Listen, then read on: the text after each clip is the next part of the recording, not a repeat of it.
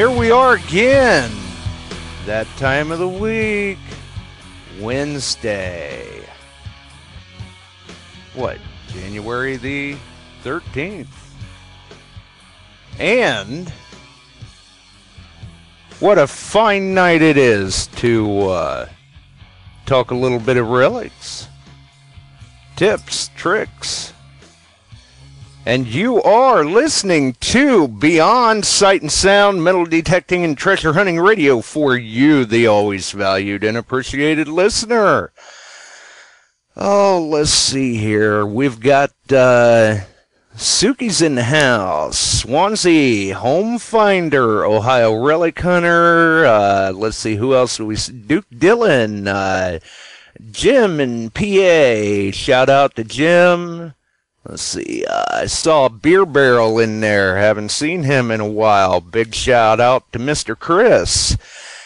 And with it being January 13th, at least it's not Friday, but big birthday wishes out to Black Dog Digger. So hopefully he's had a good day today.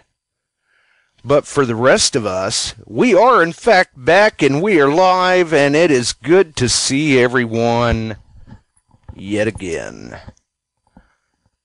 We've had some things going on here, dealing with things as they come and everything, you know.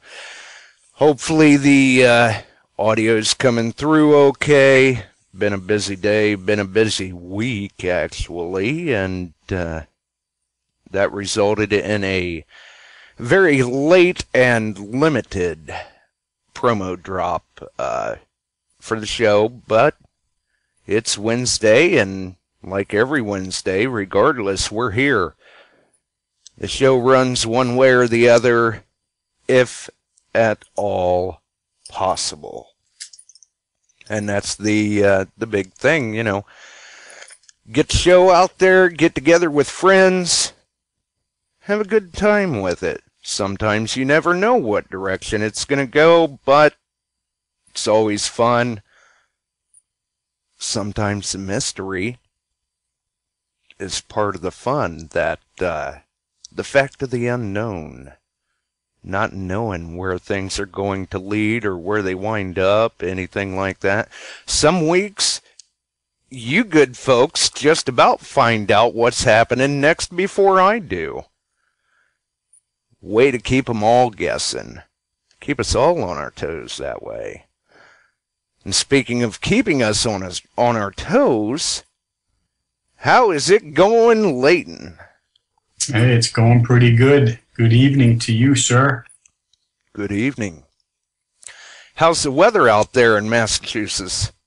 Well, I was going to talk to you about that. You know how you said we were all locked up there tight last week on your end in Ohio? Well, I think you guys sent that cold weather this way. That ground is frozen, buddy. Frozen. Oh, yeah, it is here, too. Yeah. I was pretty thrilled to be able to get out and actually dig a little bit Saturday, because, you know, we were talking last week. It's like, well, Mother Nature's kind of knocking on the door. She's fixing to lock it up, but I had managed to get out Saturday, do a little bit of digging. Nothing necessarily to write home about, but still enjoyed getting out, made a few finds. Yeah, well, I'm envious this week of you. I wish I could get out there. I'll tell you what, if I could even find a 100 by 100 foot square patch to dig, I'd be happy. So it looks like I'm going to have to start being versatile again and going back towards the water. I hate to get in that water this time of year, but it is what it is, right? Buddy. It is what it is. Yeah, last night there were some points through the night because we were forecasted that with the wind chill, we would have times of temps of 10 below here in northwest Ohio. And there were some nights through the night that it actually dropped to 16 below. Oh, man. And I'm Yeah, going, good grief, that's just way too cold to be thinking about water. Yeah, well, yeah, exactly. Well, you know what? Hey, the water, believe it or not, is actually warmer than the air temperature here. It's just that wind that goes through you. So you got to be careful for that hypothermia and do the old layering trick. So I think the water is at 45 degrees in the salt water at the moment. I saw that a little while ago, as a matter of fact, on the 6 o'clock news. So, right now, I'd take 45 degrees all day long if I could get it and be happy. Yeah, I gotcha. So, but the thing is, we don't have any sand movement. So, for the first time in a lot of years, collectively, I'm at a standstill, buddy. Where do I go? I can't hunt in the sand. Everything's, you know me. I'm more of a relic old coin hunter rather than the new stuff. So, I don't know what I'm going to use to pacify myself until some of this sand moves out. Yeah, really. I mean, because you figure, your diggers are sharp, everything's clean, good to go. You just got to get there. Right. Well, old Mother Nature, you never know. We did have some howling winds from the west and out of the northeast. So, so it could drag some of that sand out yet. Yeah, we're hoping. It usually takes, believe it or not, it usually doesn't happen that day or a day after. Sometimes about a week later is when you start seeing the results. It's a very gradual thing. I mean, unless, you get a real big nor'easter, then you'll see some difference, but, right away. But it usually takes about a week. Right. For us to see any kind of significant cuts or, valleys or where the rain had used and made a trench going down the side of the road and did a little cutout for you. So, we'll have to I may take a ride tomorrow. It might be fruitful. It may end up just having to have me turn around and come back home without even pulling the machine out. If you don't have to travel far, what's it going to hurt to take a trip and at least assess the situation? Because let's see. Like I said, I was out digging Saturday, and then I woke up Sunday to that nasty, filthy 4-letter word all over the place and thought, not doing any digging now. Good thing I was out yesterday. Right. So, I don't know. With that being Saturday and Sunday, yeah, and with you saying sometimes it takes about a week, then maybe you will start to see some changes here very, very soon. Well, I'm a little jealous of the fact that it seems that even as far as Florida, they're getting a little bit of cutting situation. I know there's a few guys in Jersey over that way that are still finding some areas to maneuver themselves into where there's a little bit of sand that's been removed. And I know in New York is the same way off of Long Island. There's been a little bit of erosion over that way. Not a lot, but a little bit. Some of my friends have told me, but not a whole lot on the East Coast yet. Not around this side.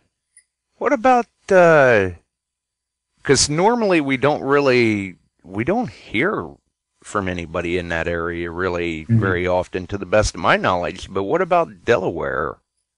Yeah, that's a good question. I really don't know. I don't really have any close personal friends that actually hunt in Delaware, so I really don't know. I couldn't answer that for you. But that's a good question. Who knows? Maybe we got somebody listening out there that can update us. Hey, Make us jealous. That's always a possibility. If anybody does know, maybe they can give us a call and kind of get us all reared up and thinking about packing our bags and heading to Delaware or something. Hey, it's not that far from me. A few hours. Yeah, and I know it's been a number of years ago now. Yeah. But there was a beach area up there. It must have been from a replenish project or something, but it kicked up quite a few nice finds for some people. Yeah, are we talking about 3 or 4 years ago now? I believe it's been even longer than that, actually. Okay. And we've got a caller. All right. Go ahead, caller. Oh, Oh, hey, Josh. It's SQ engineer Jim down here in Orlando, Florida. Oh, that sounds like that'd be a nice place to be right now. Well, Patty, my wife, and I just off the beach we were on the beach about an hour ago over here in Cape Canaveral, giving up rings we ran into a bunch of people from Massachusetts. From Massachusetts? Yeah, we were up there on the beach. We were taking our metal detectors out and, so lining everything up and getting our digging, our beach digging gear out. And they came over and said, "You're metal detecting?" And I'm like, "Yeah." And did you say, "Yeah, this is Florida. We don't stop"? Well, it was pretty cold today. It was like 60 degrees. I mean, it was cold. 60 degrees. The wind was blowing about probably 10 miles an hour. We were freezing. I'm telling you. Patty even wore that little fuzzy cap she wears. Those little fuzzy caps that you pull down over your ears when it gets really cold. Right. So, yeah, it was cold. And we were out there, and the folks from Massachusetts were in their bathing suits. They were out there splashing along and running the water. We couldn't believe it. Yeah, Polar Bear Club. There were like two cars at Lori Downs Park over here at Cape Canaveral. 2 cars. It was so cold, and it was not much sun, just a little bit, and the wind's blowing 10 miles an hour, 60 degrees, and you can smell wood smoke from the condos where they're, stoking some fires because it's cold. I'm just kidding. It's not that cold. Nice. Well then, if there weren't very many people though, that gives a nice wide open beach to hunt. Yeah, it does, and like I said last time, we had a reclamation project over here at Cape Canaveral. Some of it's due to the rockets crashing into the beach and burrowing all the sand off and explode. I'm just kidding too, but most of the ocean, SpaceX is landing spacecraft now.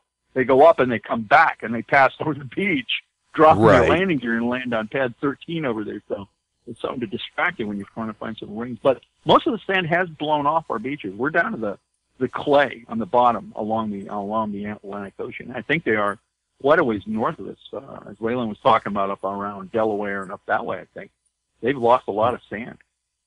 Wow.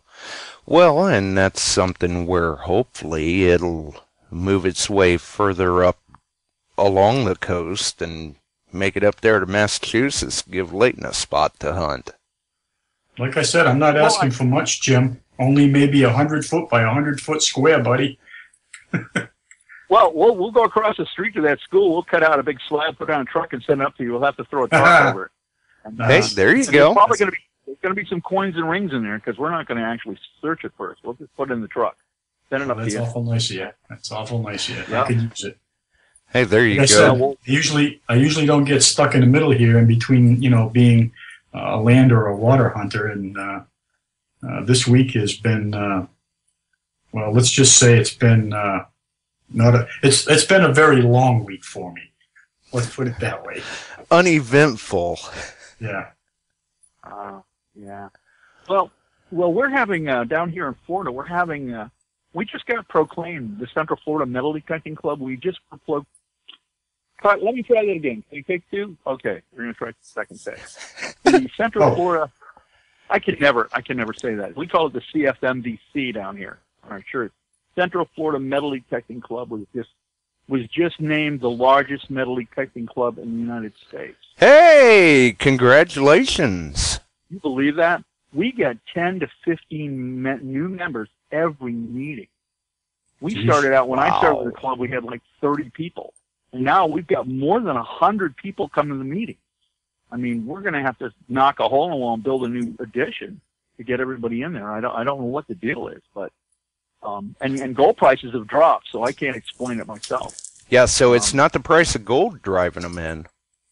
No, well, we started a monthly, about almost 2 years ago. Alan James, the president, and he said, we really want to start something to teach people. A lot of metal detecting clubs have people come in, and they sit there and they're like, we're going to have a hunt next week, and then Joey found this many coins, and Bobby just got in the hospital. Hopefully he's going to be, that sort of thing. And everybody's, by the end of the meeting, they're snoring, it's like on their faces. Yeah, the teacher on Ferris Bueller's Day Off or something. Anyone? Same bit. Same. That's exactly right, Josh. Oh, I never could quite place that. That's exactly the way it is. And now we're gonna talk about the fine table. You know, I mean, Right. good grief. So we started what we call Tech Talks, and we use the it's called the Sanford Garden Club. We rent their club, and they have a stage, and we don't usually use it except to put stuff on it, like junk that we're going to sell or something. But we actually started using that as a stage.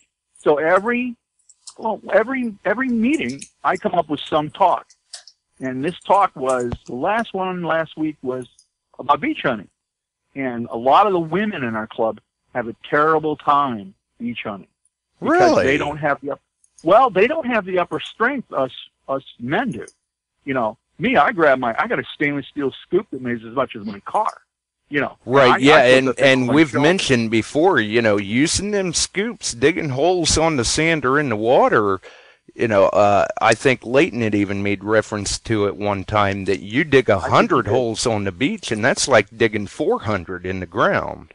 Mhm. That's exactly right. Leighton was right about that. You're right, Leighton. That's exactly the way it is. And Yeah, the it's more women of in the club, more of a work, that's for sure. It's a workout. absolutely.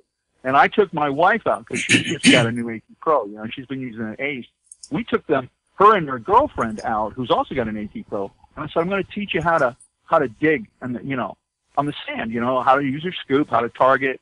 Using a wide scan call. I took them out there, and they were running into each other and falling down and sticking the scoop in their face, and they were having all kinds of problems. And I didn't realize up to that point the problem women have metal detecting because it's so different from land hunting. It seems. So we started doing, and I enlisted all these successful women hunters, Kathy Lee Waters and Patricia Chin, and all the women that are used to successfully water hunting. They use a different technique than the men do.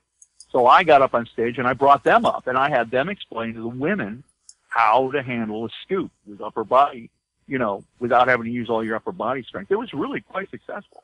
Women were all like cheering. Oh, I I'll gotta bet, keep because taking there really is, different techniques, much like with the machines we use. You've got to find what works for you, and I'm sure there's just as many different techniques to work with, say, a long-handled scoop or a hand scoop, yeah. whether you're short, Big- tall. Yeah. My wife was saying it's a whole different ballgame. She never realized how different it was. She said it took her 7 years to get down her digging technique in a park, on land. Yeah. And she's out there in the sand, and she's like, I don't know what to do, So we were practicing this afternoon. We were out there. I was showing her how to angle the scoop, roll it off, pick it up slightly, roll it over, and check the lump of sand, because the sand doesn't flow through the scoop unless you're in the water. So, Yeah, and it's a whole lot easier just to, once you get that scoop up out of the hole, just roll it over rather than to try and pick all that weight up. Roll it over, pick it up with your foot, and the lump falls out and you scan it. And she got real good at it after about 2 hours of work. She came off the beach all happy. And then I took her to dinner and fed her, and she's just out there doing the wash and playing with the dog. She's happy as anything. So, Jim, you're too it all funny. ended well. It all ended well today. So, Well, that's so good. The women get one. Any Okay. any good finds made? Well, a week or two ago we were making some pretty good finds, but the beach here, and they surf. This is the surfing mecca of the East Coast over here. Cocoa Beach, which is just Cape Canaveral Beach and Cocoa Beach are pretty much like, New York City and Long Island. They kind of run right into each other. Basically, one starts and the other one begins. Hard to tell. Right. But Cocoa Beach, if you go down to Cocoa Beach, you'll run into 12 or 13 people out there with metal detectors under the pier, the Cocoa Beach Pier. And that's just, there's Ron John's. Ron John's Surf Shop is down there. And Ron John's, it's free to park in front of Ron John's, and they're open 24 hours a day. You park there, walk across the beach, but everybody parks there now. So you got 10 to 20 people with metal detectors, and you're probably not going to find a whole lot out there. So we go to Cape Canaveral, which is on the north end over by the launch complex. Cape Canaveral, the launch gantries and all the space operations are just on the other side of the beach over there. So, and nobody goes there. We hardly ever see anybody metal detecting up there. once in a while. Good for you. But we make most of our jewelry finds, are made along that beach. It's odd because when the tide goes out, you go way out expecting to make some finds, and I don't think I've ever found any decent jewelry out deep when the tide goes out. Usually, it's right up along the area where the, what we call the shore face, where the water hits the sand as it comes up there from the low Right, tide up there down back. where the water meets the sand, or maybe even along the Right, towel line yeah. or something. Most of the stuff is just above the low tide zone. Most of the finds is just, and they go in a line. It's like a coin line. Patty started saying today. She goes, "How come everything's in a line?" I'm like, "I don't know. Most of the coins in line within a couple feet of each other. You'll dig coins, you'll look behind you, and there's almost a straight line down the beach. Right. I don't know because of the specific gravity, but I do know when you start finding lead weights, you start finding gold rings. Yep. The Yeah. density out. That's right. Lead leads to But gold. other than that, we haven't been making a lot of finds on the beach. It's kind of as the surf calms down, and we were getting a surf from the northeast, which is really good. That really uncovers a lot of stuff. But now it's from the southwest now. It's blowing offshore, so it's you don't get much finds there. And the people were, there's a lot of people asking lots of questions on the beach all the time. Right. Patty's learned how to deal with them pretty well. That line that we have up here, we call it, we've kind of nicknamed it the crash line, where the surf meets the sand, and like you said, pretty much maybe a 6 or an 8 foot wide patch of sand that just crests right at the shoreline. We do the same thing here. Exactly. You'll see guys walking that same line all the way for a mile. Same Yeah, I thing. was going to say, you just got to find kind of that magic line in the sand, in a sense, for lack of a better term, and it seems like as long as you stay on that path, you're going to keep kicking them up. Yeah, it's That's where I may end up tomorrow on that crash line. You never know. There you go. Yeah. Well, usually when we hit something good, like a ring or even a couple of coins, cufflinks, or a set of keys, we'll go in a concentric circle around it, outward, until we hit something else. Right. If we do. And if we hit something else, we'll follow that on down. We'll go around that. It depends on what mood you're in, too. Sometimes I get very tired out there, digging up coins. Sometimes there's so many coins I just get tired. I'm like, I don't want to see another quarter. I don't want any more quarters. I'm going home, Right. It's too much. But the weather's here. It's a little chilly here now. It's going down tonight to like freezing. It's going down to 32 tonight. Is it? Wow. Ooh. That is I don't cold know for Florida. what happened, but Leon, I wish you guys would just keep your cold weather news, from Massachusetts. Don't send it down here. We're gonna put up some kind of diversion and send it over to Detectors. So There you go. we're gonna put up a big wall up here so it goes around. Hey Jim, But you're all heart, buddy. You're all heart. we do try to help. We've got a lot of new members. Appreciate that. We were accused not long ago by somebody who's a bit of a party hard. I don't know. Him and I have never gotten along. And he said, we got to stop ridiculing new people. Because a lot of times we'll have a meeting and say we saw a bunch of newbies down there waving detectors over their heads. Right. Which they do. And I feel bad for them. And a lot of times I'll stop and say, hold on, you're making my teeth hurt. Come on over here. Let me show you how this works. And then they'll dig up a gold ring or a watch right in front of me and go bang. Yep. And then it's like, okay, I'm done showing you what to do. Well, right. There's a limit to your good nature, honestly.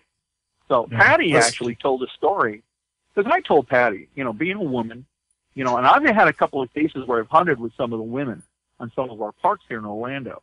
And there was one case where the women were hunting, and I pottered off to the restroom, because I'm old and I need one all the time. But anyway, I came out of that, and I see this guy, this bald-headed guy, heading toward Patty and Kathy. And they had their backs turned to him. I see him, not a good-looking, solid citizen type guy, Uh-oh. So so you got to watch. The women don't like to go hunting alone. I see why. I walk behind the guy for a ways, And then he gets them behind. He kind of surprises Kathy. He turns around and he's like asking her all kinds of questions. And I think he was up to something. And I came up beside him. He didn't see me coming up. And we have these diggers, these shovel diggers we buy from Kellyco that are nasty looking little shovels, And I came up next to him and I looked at him. He jumped in the air. And I said, "Don't you have someplace else you really need to be?" And he went back to his car. But Kathy said, "Oh, we were kind of scared." I'm like, "Well, don't." I'm trying to teach the women, when you metal detect, don't be heads down all the time. Look around. I do that all the time. That's right. Be aware of your surroundings. $2,000 piece of equipment. You got your heads down, and you're digging, and you're not looking around. Somebody come up behind you and bonk, or worse. So. And especially, you're focused on what's going on in the ground. You've got those headphones on. It's real easy to kind of forget your surrounding environment. Sure, especially when you're hunting alone, because we have members go into some parts of the town the police don't even like to go into because it's old. It's an old part of town that holds silver and artifacts, and they don't think. And the next thing you know, they're in the hospital with a split head, Oh, yeah. Guys. So we try to hunt in numbers. There's safety in numbers. That's right. And it seems to work out quite well. Nobody will approach us when there's a group of us. But there's parts of Orlando here that you don't want to go. The police, like I said, the police don't. But we've gone into some of these areas and found coins from the, old English coins from the 1700s. Right. Still, so. But anyway, we do the same thing too, Jim. We do the same thing up here. Safety in numbers, buddy. And, it's just always be aware of your surroundings. I never face away from. I'm always facing towards the other people. Exactly. So I try not to get caught off guard. I have been, but it makes you a better hunter, that's for sure. Oh, yeah, it happens to all of us. But when it happens, it's like, lesson learned. I was letting myself slip. I got to remember that. Yeah. Has that ever happened to you, Josh, at all? Have you ever been surprised?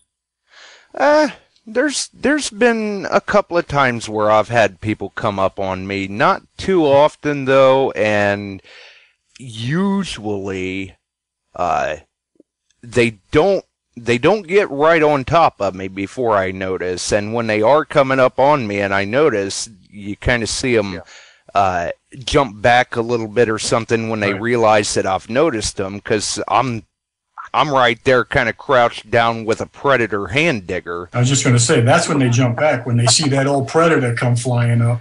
Yeah, then they're like, I was just curious if you're having any luck or something. Yeah. Well, I have one of our members is an ex-policeman from Chicago, I think. And he's an older guy, and he packs heat with him. Even metal detection on the beach, you don't know he's got it. And he was telling me one time he was coming off the beach and 3 younger guys kind of somewhat surrounded him. Mm-hmm. He backed up and said, "Okay, party, playtime's over. You guys move along or you're going to, And he said, when he reached back, he said, they all turned around and took off. He said, but, he said, if you're alone in that situation, you might be compromised because a lot of some of the beaches is deserted. There's nobody around. Even if there are, they could care less if you get bonked and they take your equipment. Right, exactly. And we got a lot of homeless. Yeah. And we hope that nothing like that happens, but in situations like that, if something were to happen and, you do in fact find yourself compromised and let's hope not, but injured to the point where you need medical attention or something, if there's no one else there with you, you're in trouble. How do you get help? Yeah. Yeah. Right. When I'm down in Mexico, a lot of those people will ask me, Oro? And I go, no, Junco. And, yeah, they're trying to find out if you got the gold. Exactly. So, no, I'm constantly saying Junco. So, that makes them laugh and all, but, it's always a good idea to be ready for the unexpected. Mm-hmm. Yeah, and with you mentioning the Oro like that, when you're going into those other areas where another language may be prevalent, That's it right. pays to have a common knowledge, at least A little somewhat, bit. of the language. You know, you don't want to just be, you know, trying to be courteous and just agreeing when they're coming up saying oro or plata. Right. You Yeah. know. Do you mind if I kill you in Espanol? No problem. Yeah. Yeah, no problemo. Yeah. Yeah, no Yeah, good. gracias. Muchas gracias. Yeah, muchas gracias. Thank you, senor. No, we got everybody in Florida speaks Spanish because most everybody in Florida now speaks Spanish instead of English. So most of us have a pretty decent language of Spanish now down here because you got to. Otherwise, you mucho stupido, you know. Right. Yeah. No lo contándolo, you know. So it's always something. That's but true. anyway, I'm sorry to hear you guys are getting. I was going to say, Jim, real quick before you kind of head off there. I was just going to say, I think one of the first Spanish words I had to learn was, "Where's the baño? Where's the baño?" Yeah, I know. No stupid. Oh, Yeah, well, it's just we have a lot of members of the club that actually speak really fluent Spanish. Mine isn't. I used to be pretty fluent, but it's gotten rusty over the years because really haven't. You know, I used to work with a lot of folks that spoke English, Spanish and English. So I had them teach me because I said most anything you mispronounce in Spanish has to do with a woman's private parts for some reason. I don't know why. So you have to be careful with Spanish. I don't know. Right. That's for another show. Right. Yeah, if you mispronounce chicken, you're in trouble. Let me tell you. So, well, I gotta go to the store. I gotta go get some milk and stuff before it starts. No, it's not gonna snow, but before it gets down and freezing. I don't handle freezing well. I'm sorry you guys are snowed in up there. And how come I don't believe you? I actually do. I wish you guys could all come down here and visit, and we'd all go over to the Cape and go to some of our Orlando parks because we have a lot of relics down here. And we do have an April 9th coming up. We have that big Sunshine Shootout and Relic Hunt down here at Moss Park, which is it's a big thing every year. You get keep us posted. Yeah, I mean, I'm sure the weather would be great. I'll send Josh the little video I'm putting together for it. Yeah, and, cool. You guys feel like coming down? It's $99, I think. And you guys can stay in my garage if you want. I'll put some cots out. I'm only like 20 minutes from the park. Yeah, I'm sure it wouldn't be, too chilly or anything. No, I don't think in April it should start warming right. It's going to be 70. At the end of the week, I think it's going to be in the 70s again. Nice. You know, it's like that in the 50s, maybe 60s, 50s. Nice. I think the high on Friday is going to be 73 or something. Saturday too, it's going to be like almost 80. So we're back. I can see why people end up being snowbirds. Definitely. Oh yeah, so can I.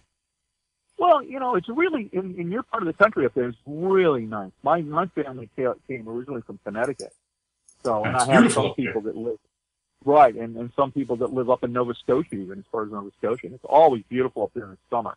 It's down here in the summer. It's like walking out into a toaster oven. Yeah, forget that. We have the opposite problem. We have the opposite problem you have up there in the winter when you're frozen out.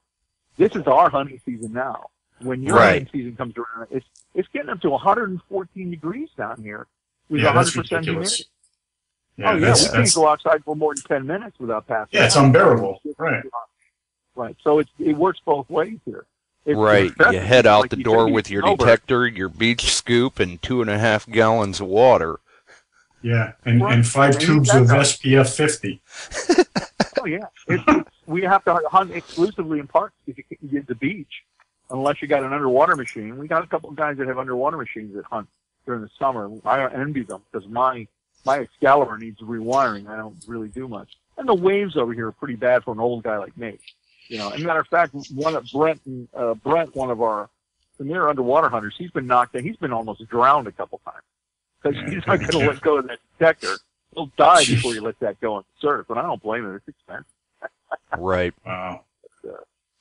All right. Well, have a good one. Yeah. Thanks for the call, Jim, and take care down there. All right. I'll send you a thing about our. Have a good night. Maybe you guys can get down here to see you all. Yeah, absolutely. Yeah. Adios. We'll see. Have a good night. He's still laughing. Oh man, Well, yeah, and that's a good tip actually. You should know a little bit of Spanish, and believe yeah, me, being in America, I'm all for the speaking English, but I mean, just for your own protection, you should have. yeah, because a lot of people don't realize that that translation, and sometimes it's easier just to kind of nod your head in agreement or something like that. But you really have to be careful what you're agreeing to, Right, exactly. especially once that price of gold goes up. Oh man, Because I'm sure there's a number of hunters out there. Somebody just walks up saying oro, they may not have a clue what the person's talking about. yeah, that's right. Yeah, you learn that real quick, like you say. The platinum, the gold, the silver. I mean, that's what they're looking for, and there's always someone watching you. There's always someone watching. Oh yeah, yeah. So you never know what their intentions are. Right. They're looking, okay, how many times is he actually recovering targets or getting down to retrieve something? Are they good targets that he's finding? What's he doing with them? Where's he putting them? Right. Exactly. Is he paying attention to what's going on around him? Can I sneak up on him? Sheesh. Isn't it funny we have to worry about that nowadays? Well, it's unfortunate, really, but you can never be too careful. Right. Yeah, better to be safe, I guess. Like you say, you pull out that Predator tool or that nice big long stainless steel handle. It's not going to go away very easy, I'll tell you that. Yeah. Most people, if they're walking up on you with even the remotest inkling of ill intention, and they see that long-handled stainless steel scoop, or that long-handled digger, or that Predator, or the Leshy, they tend to reassess the situation quite quickly. Yeah, very quickly. Which is Very fine. quickly. That's good. I mean, because Right. you don't want to leave yourself too open, and it is good to hunt, with other people in that aspect, a buddy system, especially if you're going to be out in the water. Right. I always face towards the beach when I'm out there. Always. Right. Yeah, work my way that way. That's how I try to work it anyway. I mean, you have to walk out, so I mean, you're not walking backwards into the surf, but I never try to turn my back, not towards anything like that. And then, unfortunately, being in the water brings up a whole other set of environmental surroundings that you have to remain aware of, depending on location. Could be jellyfish, could be man of war, could even be shark. Yeah, stingrays. I think I told you. We have picked up or learned real quick when we go down south. There's an awful lot of stingrays down there, and included in Mexico. They're all over the place, and they tend to want to follow you. For the ones that don't follow you, we've learned to do what we call the shuffle, and we drag our feet as we move forward. And I always keep the coil down to the sand as much as possible and overlap. That way, it just kind of makes them scutter away from you. Yeah, I was going to say it probably tends to scare them into scurrying off. It does most of the time, but I will tell you, if you're not really paying attention, here's another one that, I've had this happen to my buddy and I when we went to Mexico 2 or 3 years ago. He actually got stung by one. It went right up his leg. It went up his shaft of the metal detector and veered off when it got close to the top of the water and hit him in the groin and stung him. So he was out of commission for about, 3 or 4 hours before he could actually. I thought we were going to end up in a Mexican hospital, to be honest with you. But that really doesn't sound like any fun. That's not fun. No hospital's fun, especially when you're on vacation. Right. And you're 2,500, 3,000 miles away from home, and you don't speak good Spanish. But the point of this little scuffle thing is, I'll notice if you turn around and back at you. Sometimes you'll have them following you. And the reason is while you're scuffing the sand, they're eating all the little tiny microorganisms or the small shrimp that you've kicked up. Or that's what I was just going to say. It's probably kind of stirring up food for them. Yep. Yeah, it's part of the food chain. So they like it when you're down there and you're digging holes. Then they're all over the place. Yeah, kind of going, hey, we found a new friend. And here's another thing. I was just thinking about it. I remember I cut one in half with my scoop one time by accident, and the reason is every now and then they'll give off an electrode, and my X-Cal, for some reason, if I had the sensitivity too high, would actually sound off like I was over a coin or a piece of jewelry when I would go over a small skate. Oh, wow. Yeah. It happens on some of the sea sponges here up in New England, too. If we go over what they call scallop grass, it'll go off every now and then if your sensitivity is too high. For some reason, there's some type of electricity that it gives off, and it'll false. It's the strangest thing. Huh. And it will continue to false if you keep going over it. It's not like it falses and then it goes away and you walk away. It's like you've got a signal of some type there. It's the strangest thing. Well, and it would make sense. I mean, because even ourselves, we carry an electrical signal in our body. So it's kind of like a biological EMI. Yeah. Yeah. I mean, I've picked up crabs before. We have what we call here a lady crab or a sand crab. There's literally thousands of them in the beach here in the summertime. They hibernate during the winter, but they're still there. In the springtime, they're all over the place and they're mating, and it's every now and then you'll pick one up. I don't know what it is that particular crab gives off, but he gives off whatever it is more than some of the others, and you'll get a false reading. It was out on the beach scurrying around and ate somebody's gold earring. Yeah, exactly. My father used to tell me, flip them over and open up their pouch. They probably got a coin in there. That's what he used to tell me.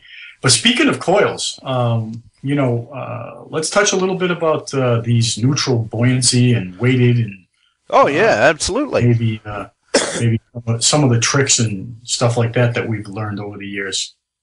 Yeah, because we had actually been talking the other night about that. Especially. Well, I'm not even sure. I don't believe. I suppose there are some still that aren't waterproof, but for the most part, any coil on the market is submersible. That does not, however, mean that it is weighted. Right. And that's something to keep in mind, like we touched on the other night when we were talking. Back in the day, all the coils were probably for the most part buoyant, and you're having to fight that if you're out hunting in the water. It's not so bad at first, but if you're there for 2 or 3 hours and you're constantly out in, waist deep or even more, it's very, it makes your forearm hurt after a while. Let's put it that way. It aches. Yeah, you can tell, you've been doing something. You come back in and it's like, man, my arms just, wow, I feel like I've really been doing stuff. What gives? Right. Well, you've been fighting that resistance. Right. And, nowadays, if you don't have that weighted coil, it can become very, very tedious to keep that coil down. Here's a trick that we learned a long time ago, so that your metal detector does not sound off. Sometimes we'll use an old knee-high sock, or even an old sock that you've got laying around. Fill it with sand and just use a wire tie that's all solid plastic, not the ones that have the metal going through them. Right. Yeah, because you don't want the metal in there. Right.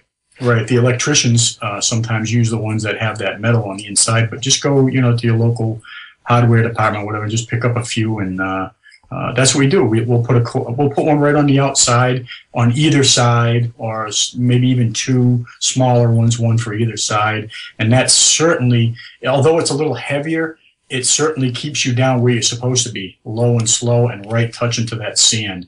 And that's what you want. And you'll be surprised how much that really helps. I'm not saying go overboard, but all you need is like a pound and a half of sand. Yeah, so I was going to say, you don't want to go putting like a 5-pound bag of sand on your coil or something. Right. But Right. We all know that, like on land, you want to keep your coil level to the ground. Well, if you're fighting it in the water because the pressure or whatever is wanting to force that coil upwards, well, you're not keeping your coil level to the ground that way without extra effort. Right. Exactly. Now, I'm not saying you don't want to put too much, only because you don't want to be dragging that thing around. You want to be able to get that nice and even sweep, like you said, and from left to right. That's usually, the middle of the sweep is usually not the issue. It's always that when you're pulling it back from left to right at the end of the sweep, where it tends to want to rock on an upward swing. You want to keep Right. that nice and level. I can't tell you how many times we've found over the years a lot of coins at that turning point where you go from left to right or right to left, right at the end of the sweep. So that tells you you're doing the right thing when you're getting a signal right at that turning stage. Right. And I would imagine that in a number of cases, your closed coils are the ones that are you're really going to have to fight a little bit in the water as opposed to a spider coil. Right, exactly. Yeah, when you've got that openness, it lets the water flow through. It's that closed coil, which actually is better for stubble and stuff like that or grassy areas on land. It's just the opposite in the water. Right, because you've got more of a surface area there that's catching all that. Exactly. Yeah. So, and then, I'll tell you, and while we're on the subject of coils, let's just talk a little bit about those weighted coils. I remember my old Surfmaster PI had a nice yellow weighted coil, the 9950. A great machine, found a lot of stuff with that one over the years. Like I said, I was a Whites guy for a good 35 plus years. Right. But what a great coil that is. And I can't remember if they've actually even come out with something comparable to that now. And if there is something out there, enlighten me, because I'm not really sure that Mind Lab has something like that yet. But if they don't, that might be a good thing to look into and have it come out, because I would certainly be up for buying something like that, being in the water all the time. Oh, absolutely. I mean, I have no problems with my stock 11, but it would be nice to get that smaller one. Especially where I'm working in and around these big rocks. And when I say big rocks, I'm talking like knee-high stuff all the way up over your head high, real big rocks, stuff you're never going to move. But it's nice to get in and around those areas. It seems that people would sit on rocks years ago and lose their jewelry. They'd sunbathe at low tide. They'd get out on that one big rock that's sticking out of the water for that extra moon low tide. It's right, like it kind of attracts people like a beacon or something. It does, absolutely. So I use these little tips that I'd like to get out there and sit on that rock. Yeah, it's a little bit too far to swim, but the next time that thing is really, really low, I'm going. So, and that's happened over the years. And I have found jewelry in around those big, big rocks when get them really small, low tides that are, astronomically low in November, or even this time of the year. We're actually going through a phase right now this next week, started yesterday, that we're in the minus tides again. And I think tomorrow, the next day, we've got a minus 1 point something tide. So that was why I told you earlier on that I might take a ride and see what it looks like, just for giggles. Oh, yeah. And like you were saying with the rocks, much on land, after you've been hunting for a while, you learn to kind of read the land, so to speak. Same thing in the water with the rocks and stuff. You stop and wonder, okay, well, where would I go? Well, other people have went there too, and if you notice that rock or something like that, chances are good it pays to check it out. Right. Well, the funny thing is, people think that because it's a rocky shore, people aren't going to swim.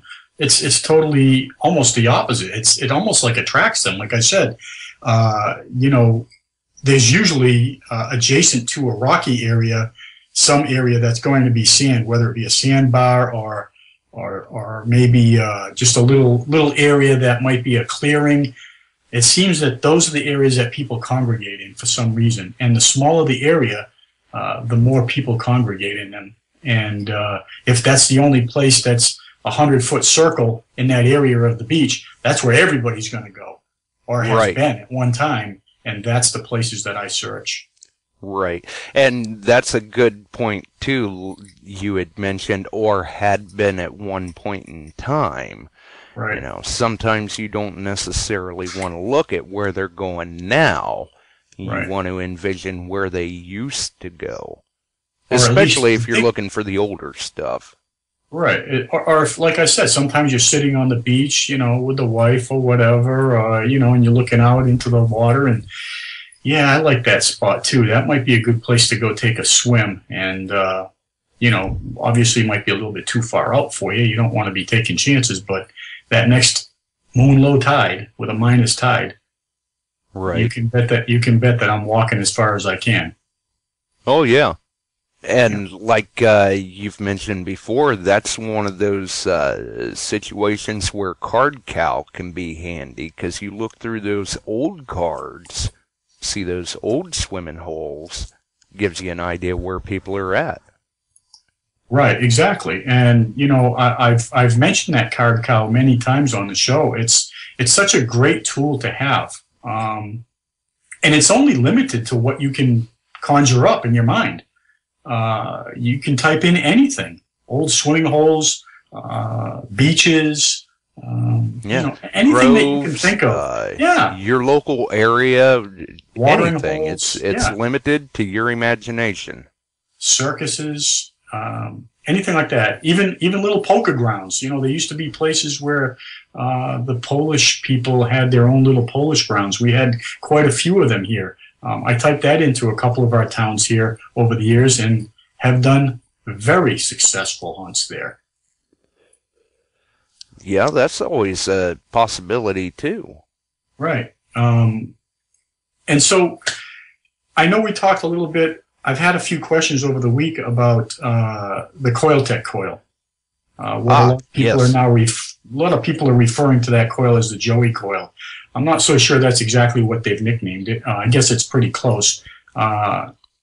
When I had a chance to actually test it for them, I did very well. I have to say it did work out in my favor. I actually walked in back of, on purpose. I gave my buddy an hour. I went in the opposite direction, and then I drew a line on the sand, and I started from that line towards where he ended up after an hour. And I pulled 3 rings out of that one stretch that he was in. 2 were gold, 1 was a big silver navy ring. People have asked me questions like, do you lose depth, you know, in and around rocks? What's the water resistance? Everything I can say about that particular coil, the 10x5 coil, the Coiltech coil, has been good. There's hardly any resistance in the water when you're out deep or shallow. It's elliptical, so you know, you can get in those little nooks and crannies. Like I said, I hunt a lot of rocks in the water and out of the water when they're exposed at these minus tides. As far as depth goes, I don't lose any depth. And with it being a smaller coil like that, it stands to reason you've got better target separation. Well, that's the whole idea with that double D flipping back and forth like that. You can pick and choose what signals you want, whereas in back of my friend, I don't believe he actually was able to distinguish the difference in the tones. I think he was just getting the stronger of the 2 tones or 3 tones or whatever it was that was under his coil at the time. And that's why he didn't dig these rings. In fact, 2 of the rings that I dug in back of him in that 100-foot stretch, 150-foot stretch, I want to say were very, very close to his other holes. It wasn't that he didn't hear them. He probably just picked the better of the tones.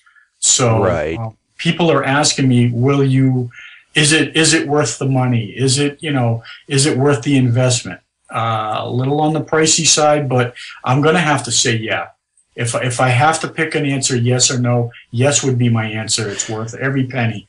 Yeah, I agree, because you figure, like you said, it may seem a little on the pricey side, but when you get out there with that coil, it only takes that one good recovery to make that price worthwhile. Right. All you need is one ring. That's the way I looked at it. I was fortunate enough to be able to test it, and everybody that has been turned on by it personally, I have seen some bad reviews. People didn't like it.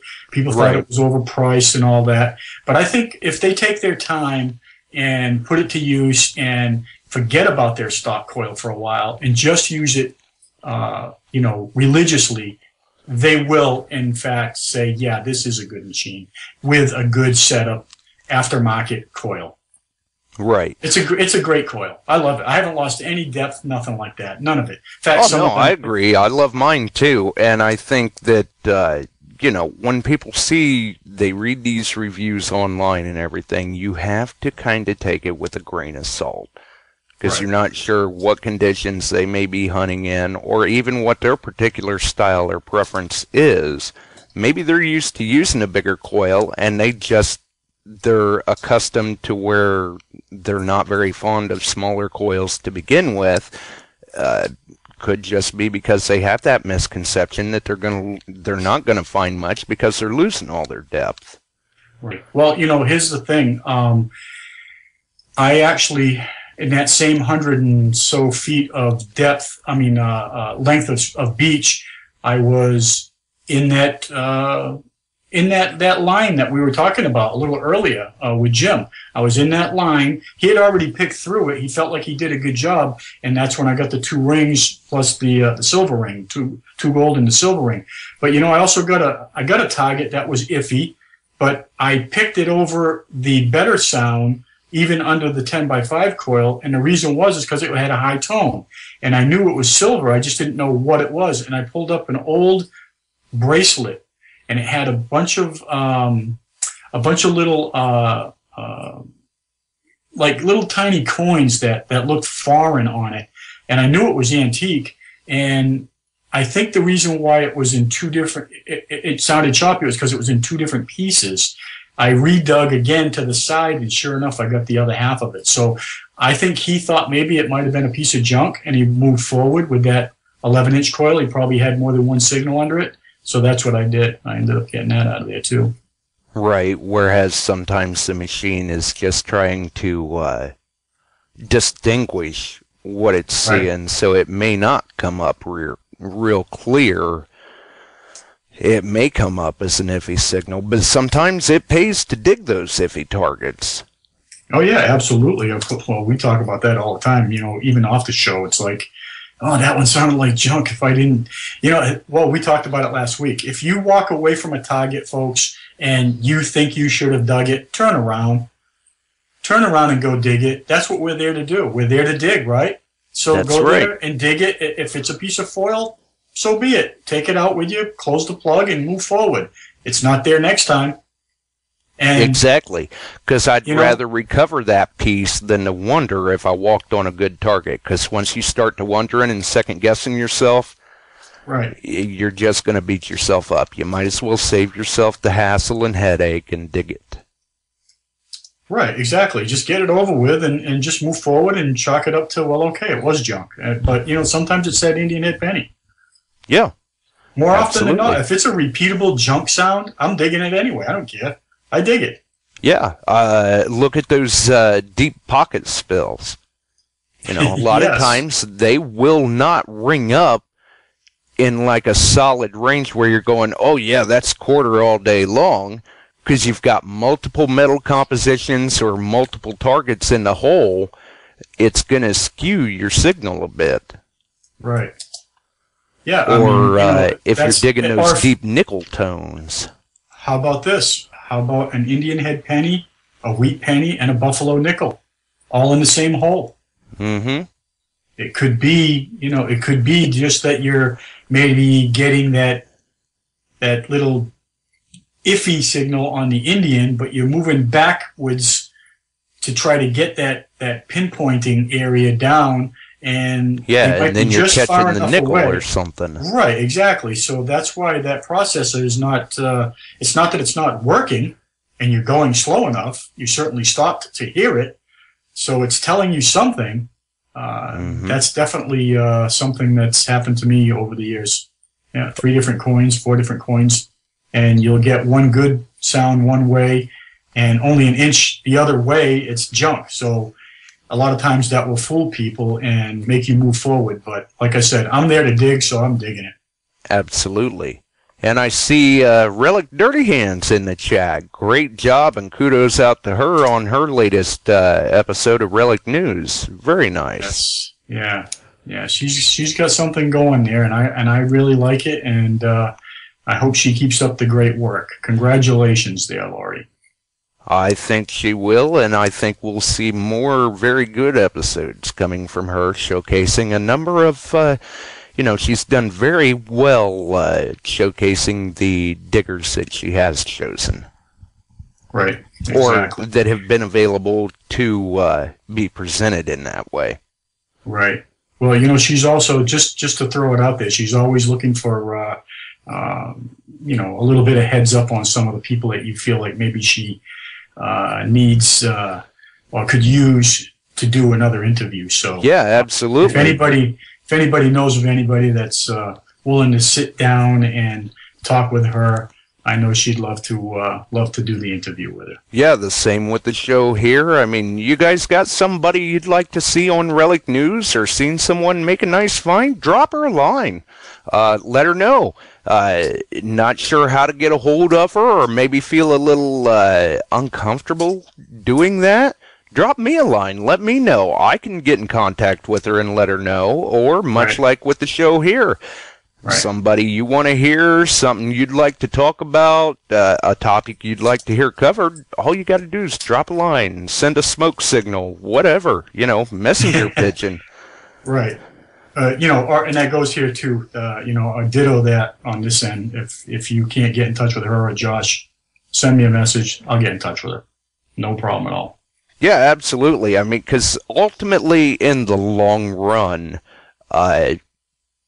we all are, in fact, on the same page, same goals and concepts, and just trying to promote the hobby, spread the good word, share the information, and have fun with it.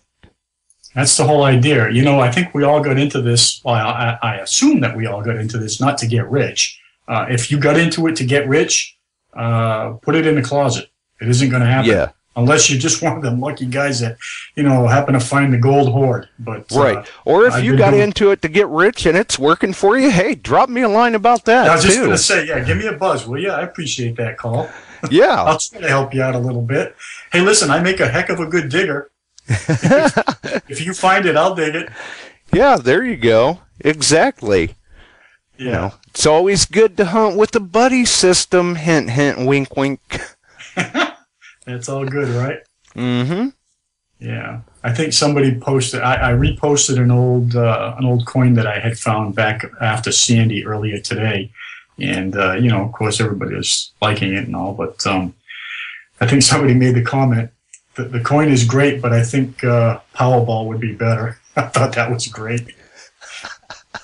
Well, yeah, but then again, your chances of finding an old coin are probably much better than your chances of hitting a Powerball. That's for sure.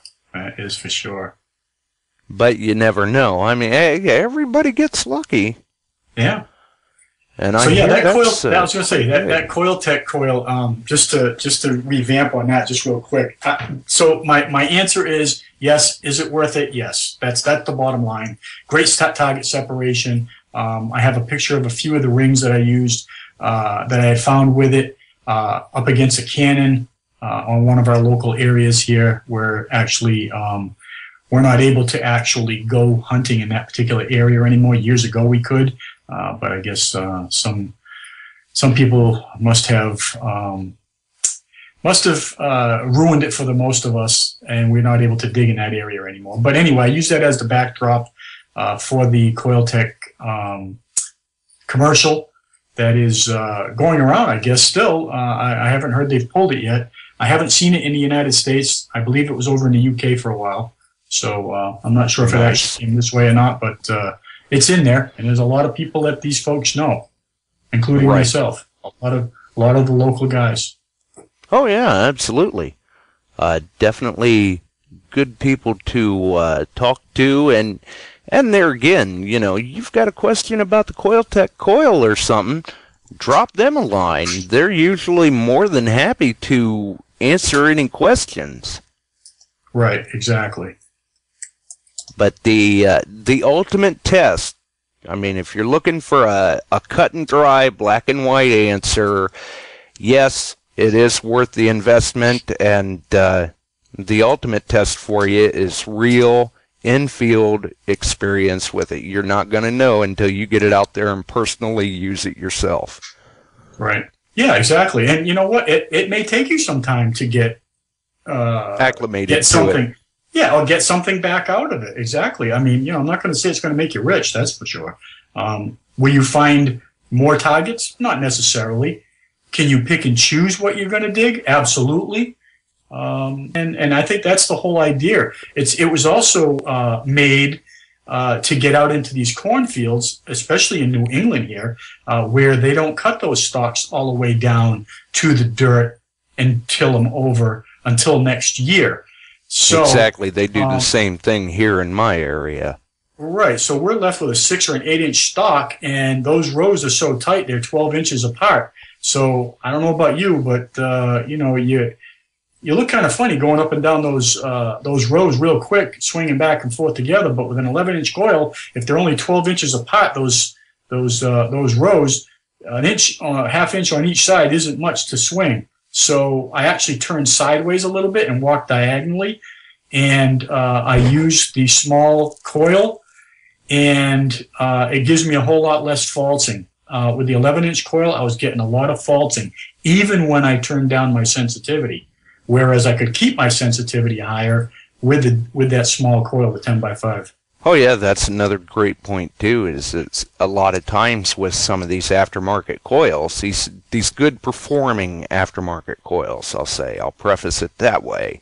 Like the Coiltech line, I'm a big fan of like the D-Tech, like the SEF coils too.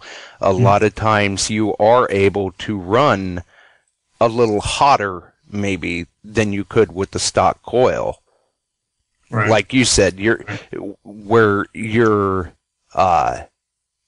may not necessarily be running with higher sensitivity, but you're able to operate more with more stability at the sensitivity level you're used to running at. Right, which exactly. is always a plus. And here's another one. Let's bring up the 17-inch coil for the Mine Lab.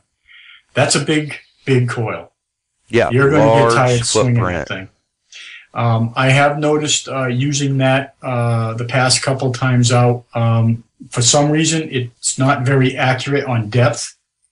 So it's now making me rely a lot more, almost 100% of the time, on the tone. And if it's not necessarily a lighter tone, but a good tone, repeatable tone, if I can barely hear it, I dig. So I'm using that not quite as loud tone to take over the spot for to the kind depth. of be a reference for your depth. Exactly. So again, it's a learning curve. It's a big coil. It's a great coil. Does it lock on a little bit better on deep targets? I'd have to say yes. I haven't really run it up against someone else's yet. They're 11-inch, but I have seen some videos already, and I know you've seen them too, Josh. Oh yeah, I follow that stuff. Yeah, they seem to lock on a little better with that big coil. I'm not sure exactly why, but a lot of people think that they're getting more depth per se because it's a larger coil, which it's not necessarily true. I think the only reason, sometimes it may just be the fact that you're hearing it better. Right, exactly. So necessarily depth-wise, not so much, but you're definitely covering more ground because you've got more of an elliptical, feed out rather. Oh, It gives a bigger absolutely. If area, you're in a large bigger field, footprint. you're covering ground quick. Yeah, you got a bigger footprint, let's say, swinging that 17 versus the 11. So Yeah, I agree. as long as it's not trashy, that's a great coil for a field. That's great. Right, yeah. Maybe not necessarily your best weapon of choice when you get into those trashy areas. Right. But even at that, many times, because you hear a lot of these people say, oh, no, it's a trashy area, I need a small coil. A lot of times that's not necessarily the case. You just have to slow down a little more and listen a little better. Exactly. Right. And, I wouldn't suggest probably using a 17 even in a big field the first time, only because you don't know what could or could not be there. If it's trashy, like you just said, I wouldn't want to be swinging a 17-inch and digging everything. Right. Go over it with your stock coil a little bit, see what you're kicking up, and, make that determination from there.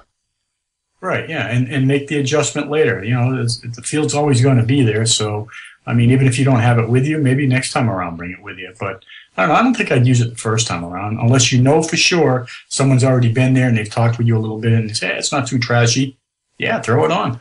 Go for it. Yeah, absolutely. If you've got a little bit of advanced information, we'll say, on the site you're walking into, where from a reliable source or someone that you can kind of relate with, if they say, oh, yeah, no, there's not much trash there, hell, by all means, give it a shot. Go try it. Right.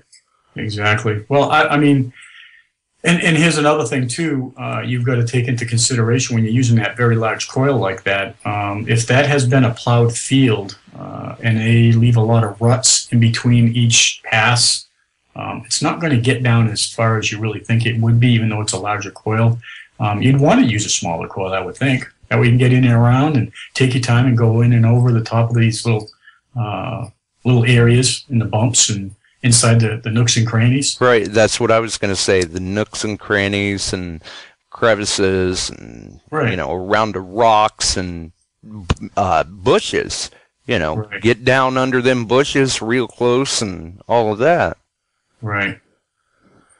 Relic Dirty Hands asked me a question a few minutes ago. I answered her question. She was asking me, she was possibly getting some floaters. She was having a tough time pinpointing, I guess, and chasing the targets all over the place. Here's my take on that, especially out in the water.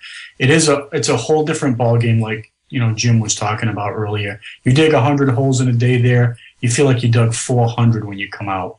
That's right. This is my point of view.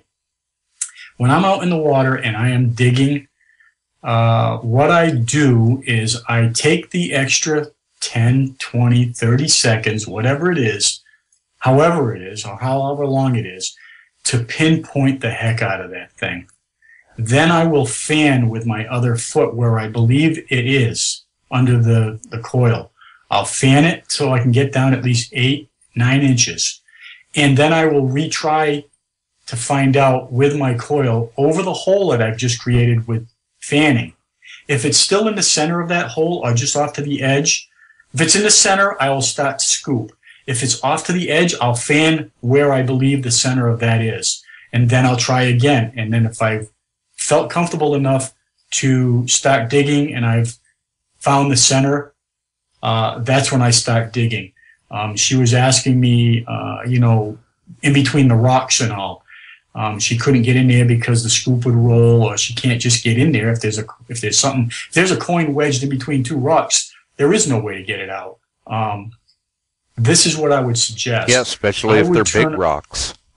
Right. I would turn around and, as I always do, not in the winter months now, mind you, but in the summer months, we've got a good 7-8 months of summer here where it's not too bad to use a mask and a snorkel. And we'll drop down if we cannot get it out with the scoop and fan with our hands, or at least with our feet at first, to try to locate the center of where that coin is or object in between the rocks. Yeah, and or come at it from another direction, or right. And I'll fan the heck out of that thing until I can get in there. I also Right. bring a little tiny, I don't know if you've ever seen them or not, but they almost look like like a tent spike, but all I do is hold the strings down to tighten up these smaller tents, and I'll use those to kind of pick in between the rocks.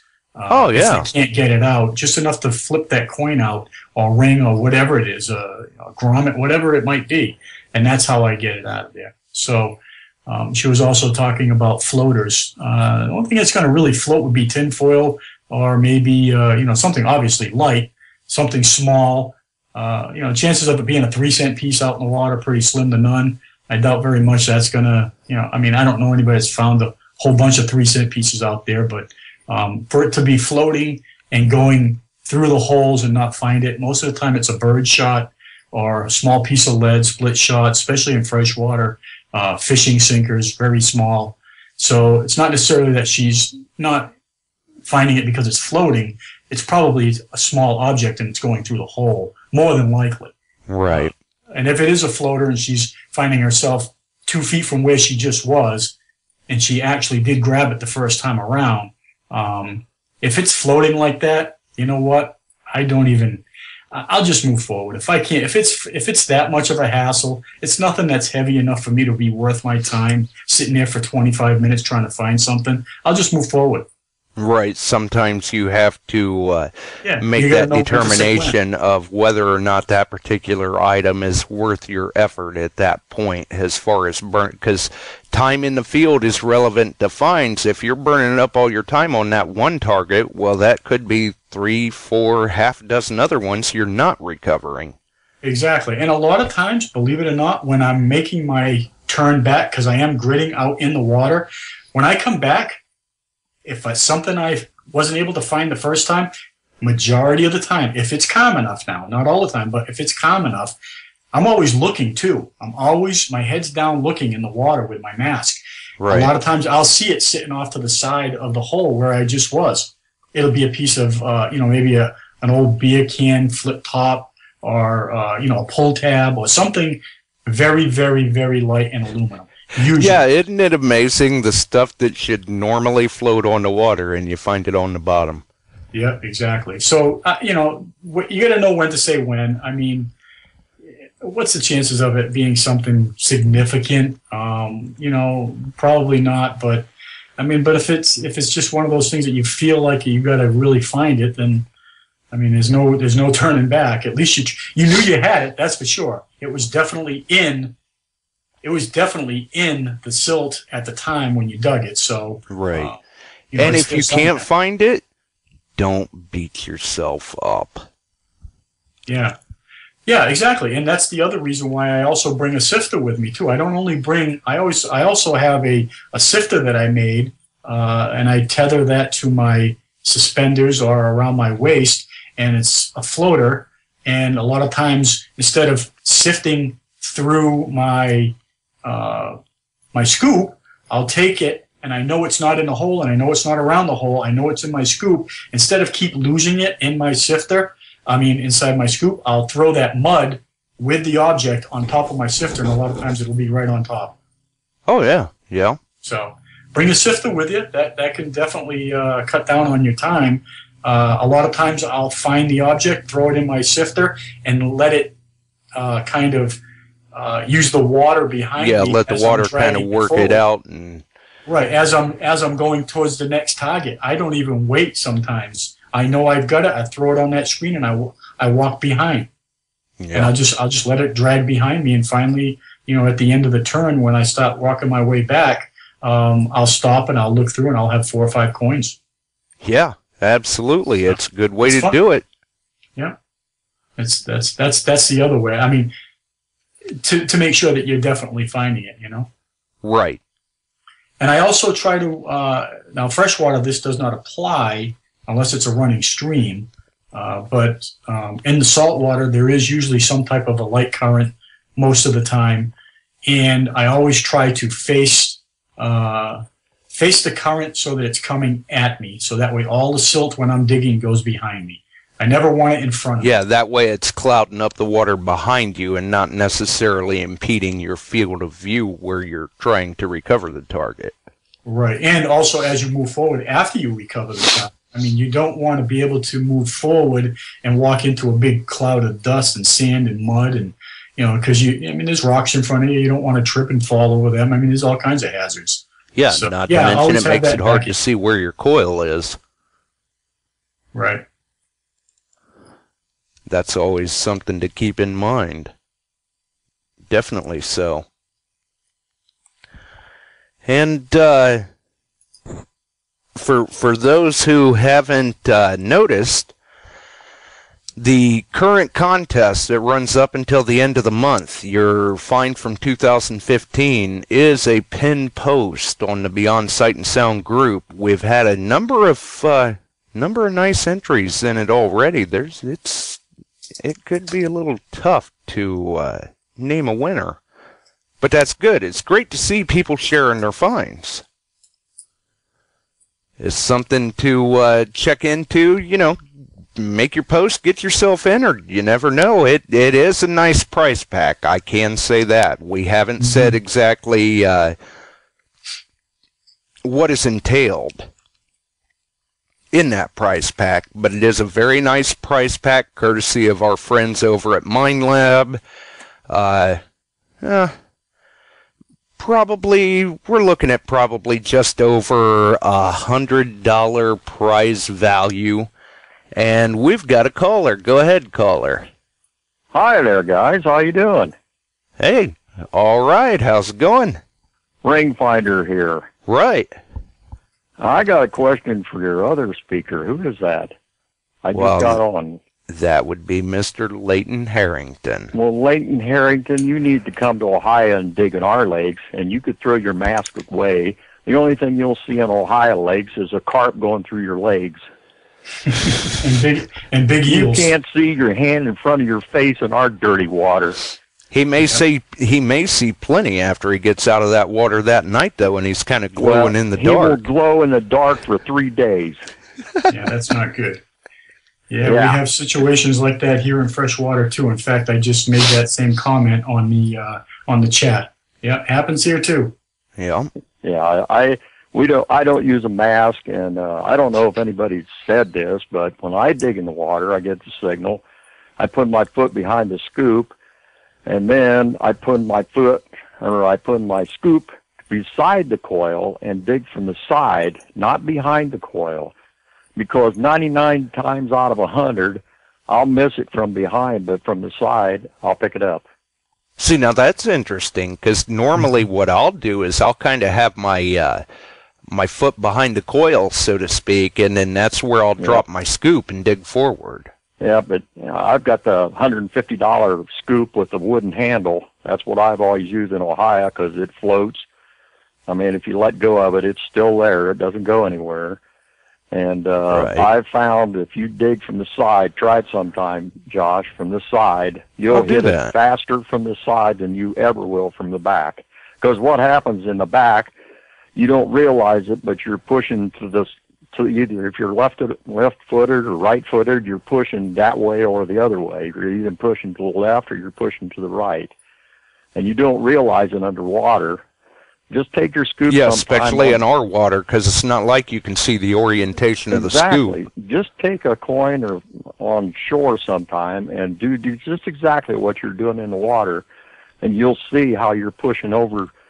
I usually push with my right foot or left foot, and when I'm doing that, I'm pushing it over to the side. I don't realize it, and that's really why I can pick it up easier from the side than from the back. Well, that's a good point. Yeah. It's and then definitely if you something get to into entertain. Rocky areas, I know he talked about rocky areas. Put your scoop in back over it or to the sides where I always dig from, and hold the scoop with your left foot and push whatever it is into the scoop with your right foot. I know if you go to Fox Island, as long as you can get in there between the rocks to do that. If you go to Fox Island at Indian Lake, it is all rocky.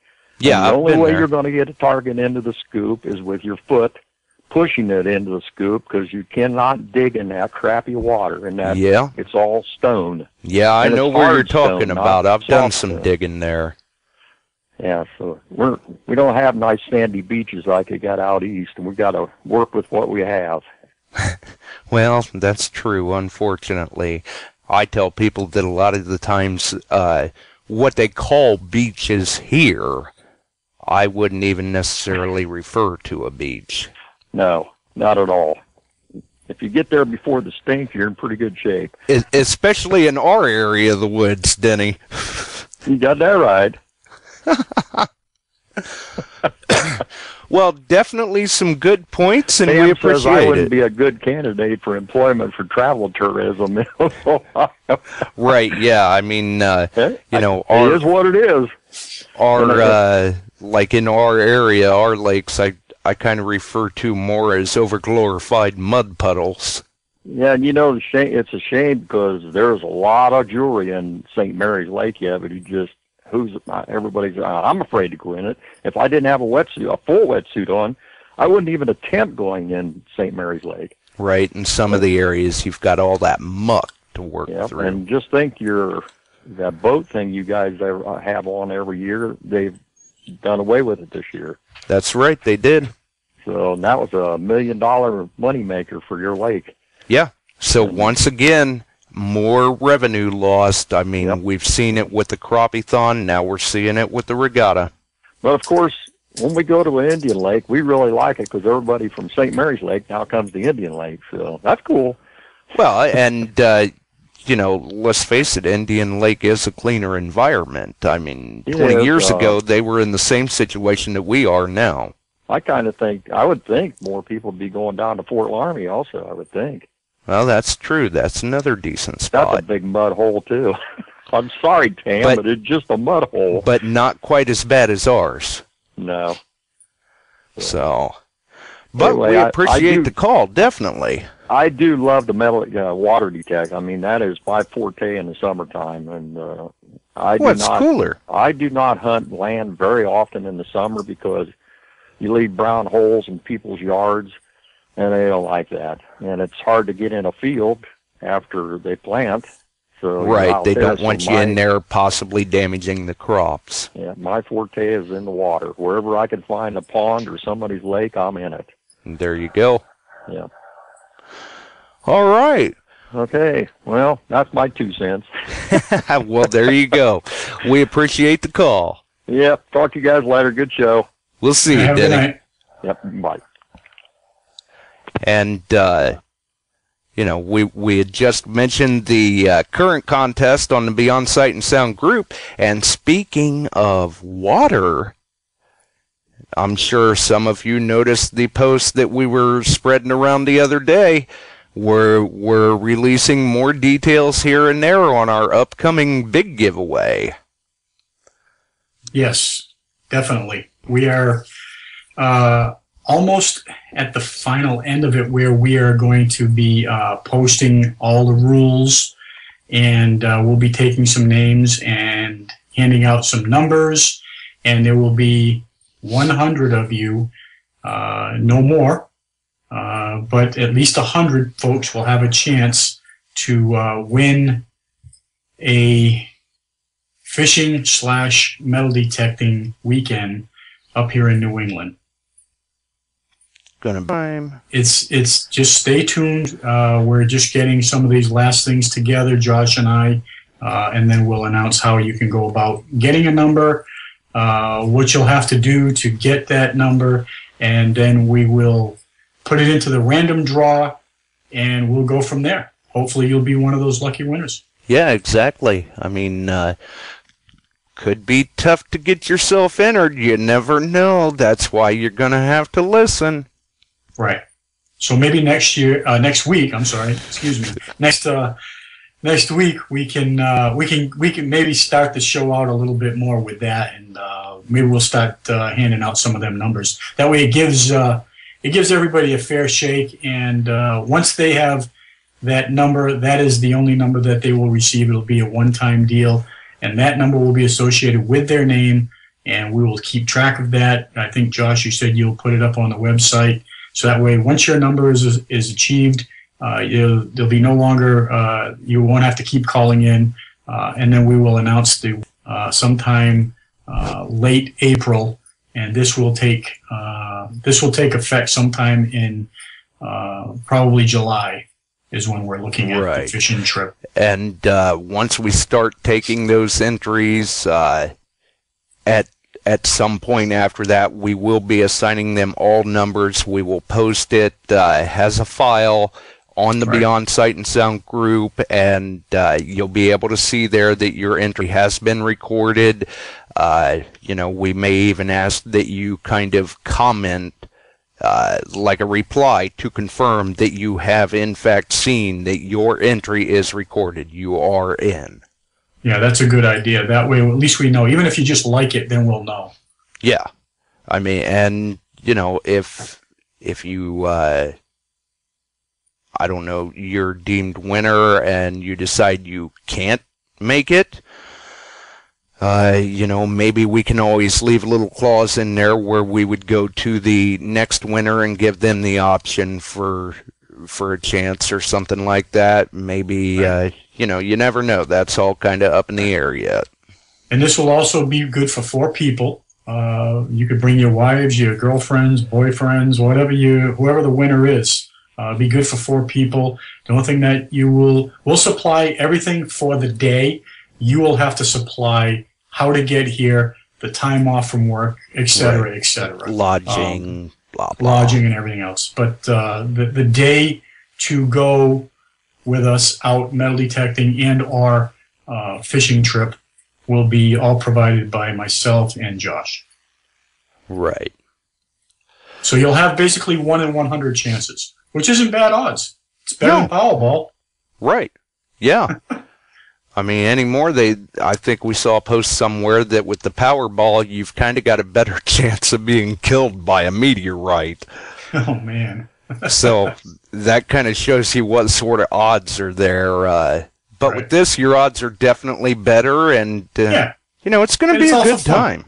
Yeah, it's going to be a fun thing, I mean, and this is why we say / fishing trip / metal detecting trip, because let's say it's windy the day that you are here, and that's the day that we're scheduled to go out. If it's real, real windy, it's up to my own discretion as the captain whether or not I want to take you out. So if it's too windy, or let's say it's it's pouring, raining, right? Because we certainly don't want to put any people or property in harm's way. Right, exactly. So we'd probably go metal detecting that day, and then the next day we'd go out on the boat. So you're going to need to at least put aside a couple of days, or possibly even 3, where you can stay away from work or your job or whatever it is that you do for a living. So these we can discuss after you're the winner. That's right. Absolutely. So look forward to it, and I'm really excited to see who wins. Yeah, so am I. It will be very interesting to see this all unfold. Yeah, and as far as needing a fishing permit or anything like that, I have that all covered. I will take care of that on my end for you. And like I said, it's up to 4 people, so it'll be a fun day. Yeah, there you go. And you can get to do some water hunting too. Maybe we can get you out in the water, or we can do some wet sand hunting, or possibly a nice. Mm-hmm. We'll get you. Let's put it this way. I'll put you in the right spots. It'll be up to you to find. After that, it's up to you. It'd be up to you to find the coins or whatever. Or if it's, I'll get you over the fish. It'll be up to you to catch them. So we'll go from there. Right. Maybe talk a little shop. Get some pictures. Get some video. Yeah. I know I'm going to be taking plenty of video. Oh yeah, we'll video the heck out of that, and we'll post it up, and we'll have some fun with it. So I'm looking forward to it. Absolutely. So yeah, by all means, stay tuned for that. Keep an eye on the Beyond Sight and Sound group. Like I said, for that current contest, we're still accepting entries on that up to the end of the month. And like I said, there's been some nice finds posted so far. People have been doing really well about explaining why it is significant to them. May not be the value, may be the story behind it. So you don't know. It's going to be tough to choose a winner. There's been some nice ones submitted. Other than that, I've got a few messages I've got to deal with. Some future guests up and coming, hopefully. And we'll definitely see how that goes. I'm sure that is going to be some good times, some interesting shows, and continuing to share the content, spread the good information about the hobby, and just, overall have a good time with things. Right. Looking forward to it. All right. Well, if you all enjoyed the show, had a good time in the chat, like, rate the channel, throw us a star. That keeps the giveaways coming. The last I knew, we may have another nice giveaway next month on the show. So stay tuned for that as well. And if you're not under snow, you're not snow locked, get out there and try to dig something and post up the finds. Keep it low and slow, buddy. That's what I was just going to say. Like Leighton says, keep it low and slow. Keep that coil to the soil. Recovering the history and having a good time with things. That's it. Dig it all. I think it's about time for us to roll out. Have a great week, buddy. We'll see you next week, folks.